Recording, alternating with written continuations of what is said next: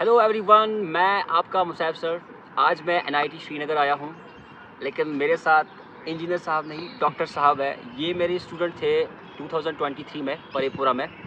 Doctor वजाहत ने NEET 2024 crack किया था और he is one of the students जो अभी तक जितने भी बच्चों को मैंने पढ़ाया जो सिलेक्ट हुए उनमें से जो टॉप स्कोरर है, जिसने फ़िज़िक्स में हाईएस्ट स्कोर अभी तक लिया है, वो डॉक्टर वजाहत है। इनका स्कोर फ़िज़िक्स में 175 था आउट ऑफ 180।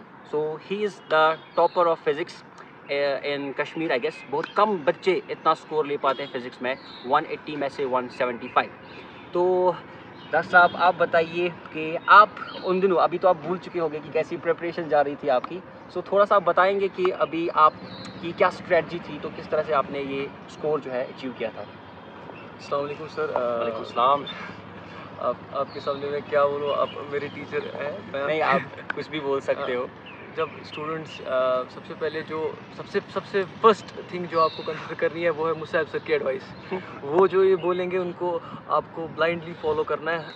वो आप सबसे पहले वो चीज़ कीजिए। नहीं, इसको अब बहुत सारे लोग देख रहे हैं जो मेरे स्टूडेंट्स हैं भी नहीं, तो आप जनरली बता दे दीजिए जो भी अभी जनरली पढ़ सर रहे हैं। देखो, सब कुछ बेसिक ही है। कोई एक्स्ट्रा कोई नहीं करता है, कोई कम नहीं करता है। बेसिक यही है कि प्रैक्टिस कीजिए, क्वेश्चंस जो पढ़ाएंगे उनको रिवाइज कीजिए खुद से।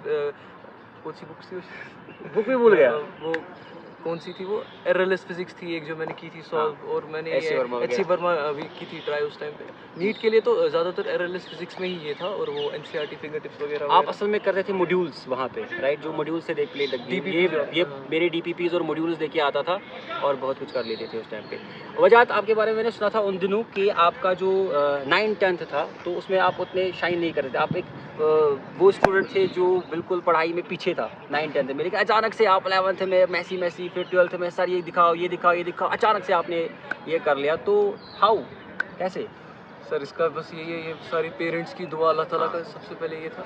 और ये जो मेरे टीचर्स थे, स्पेशली मुसैब सर, जिनने मेरे को 12th में स्पेसिफिकली अगर हम बात करें, 12th में जो इनने मेरी हेल्प की थी उस टाइम पे, मेरा फिजिक्स, मैं अराउंड आई डोंट नो मैं दिन में कितनी बार आपको कॉल करता था, क्या करता था वो मुझे भी याद नहीं है। बट उस चीज़ के लिए डिस्पाइट एनी टाइम मेरा वो पहला था, लाइक मैं तब खुद पढ़ रहा था। मैं उतना बड़ा टीचर तो नहीं समझता हूँ खुद को, मैं तब खुद पढ़ रहा था। तो ही वॉज लाइक कि सर ये दिखा दो, ये दिखा दो। तो इसको दिखाते दिखाते मैंने भी बहुत सारी चीज़ें सीखी है। So I am thankful of that thing as well. जो मैंने इनको डिस्टर्ब किया है उस टाइम नहीं, पे, नहीं, जिस तरह disturb इनको नहीं, मैंने वो ये किया मेरा हक था। स्पेसिफिकली फिजिक्स टीचर की मैं बात कर रहा हूँ, क्योंकि मेरा ज़्यादा इंटरेस्ट फिजिक्स में ही था। बायोलॉजी में ऑब्वियसली अभी इनको फिजिक्स से इतना प्यार है, हम बात कर रहे थे कि एमबीबीएस तो कर रहे हैं लेकिन फिजिक्स को मिस कर रहे हैं। फिजिक्स को बहुत ज़्यादा मिस कर रहे हैं, और जिनको भी फिजिक्स पढ़ा रहे हैं वो बोल रहे हैं सर क्या क्या हो रहा है, क्या सारी चीज़ें हो रही है। तो अभी वजाहत साहब जो है जीएमसी जम्मू जीएमसी जम्मू में है ये। तो कैसा है जीएमसी जम्मू में? क्या कैसे आपने देखा कि कैसे चीज़ें हो रही है वहाँ पे आपके साथ? आपका डेली रूटीन वहाँ पे क्या होता है? कि आपको क्या लगता है कि जो आपने मेहनत यहाँ पे करी थी, is it worth it? Like कि आपको क्या ये लगता है कि नहीं, कि कुछ ना कुछ तो खतरनाक किया है लाइफ में, कि नहीं लग रहा है कि sir the grass is greener on the other side? Exactly, ये सर आपसे बहुत अच्छी बात हो रही। The grass is greener on the other side. ऐसा है कि जब मैं भी एमबीबीएस कर रहा हूँ, मेरे को लगता है यार जो इंजीनियरिंग कर रहे होंगे वो क्या भी कर रहे होंगे लाइफ में, उनका कितना मज़ा आता होगा उनको फिजिक्स में। मैं यहाँ पे कर रहा हूँ फार्मा, वो सब माइक्रो सारा मैं काइंड ऑफ, मुझे लगता था कि मैं क्यों ये चीज़ कर रहा हूँ। But on the same side, अगर हम, मेरे को मुसैब सर ने भी इस चीज़ की बहुत ज़्यादा गाइडेंस की थ्रू आउट दीज ईयर्स, कि ये इंसान को लगता है ये कुछ, आपने कुछ मैं बोला था ना सर, ये कि लालच ऐसा कुछ बोल रहे थे आप। मैं खुद भूल गया क्या बोला था मैंने। ठीक है, तो अभी आप मुझे बताइए, देखो अभी जैसे नीट, अभी आपको अपडेट रहता है नीट के बारे में कि आपने वो छोड़ दी वो सारी चीज़ें कि अब देखते हैं सर कभी हाँ, कभी तो थोड़ा अभी बहुत आपको आता पता है कि जो नीट का एग्ज़ाम हुआ था, अनफॉर्चुनेटली वो उसमें कुछ स्कैम हुआ था। अभी रीनीट हो रहा है, तो बच्चे बहुत सारे परेशान हैं। उनको अभी 21 जून को नीट लिखना है, 26 का। तो आपकी तरफ से क्या टिप्स रहेंगे उनके लिए कि how should they do the things at last moment? Around 45 days है। हाँ, प्रिपरेशन ऐसी बात नहीं है कि यू कांट फॉरगेट एवरीथिंग। हाँ। That's not possible at all. अगर आप ये बोल रहे हो कि आपको सारा भूल गया, ऐसा होता है इंसान को, it's because of the anxiety that you have. जो आपको लगता है कि इस टाइम में मेरे को सारा भूल गया, वो वैसे सब कुछ नहीं है। 5-6 दिन कब था, 3 में पता सर कब? अभी आई गेस 6 मई को था, लास्ट 7 मई को, ऐसा ही मई में था, आई फॉरगॉट द डेट। अब और 21 को अब है।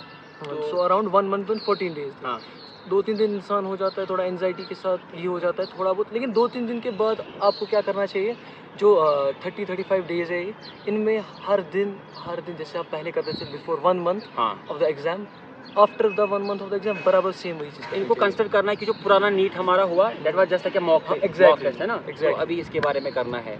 ठीक है, तो और कुछ आपके क्या टिडबिट्स रहेंगे बाकी लोगों के लिए?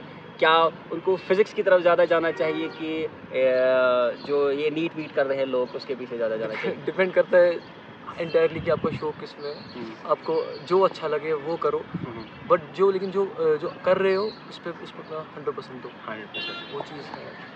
चलिए इंशाल्लाह, तो आपसे फिर मुलाकात करते हैं अपने किसी और टॉपर के साथ नेक्स्ट टाइम। तब तक के लिए अल्लाह हाफ़िज़, अस्सलाम वालेकुम। मुझे लगता है सही रहा।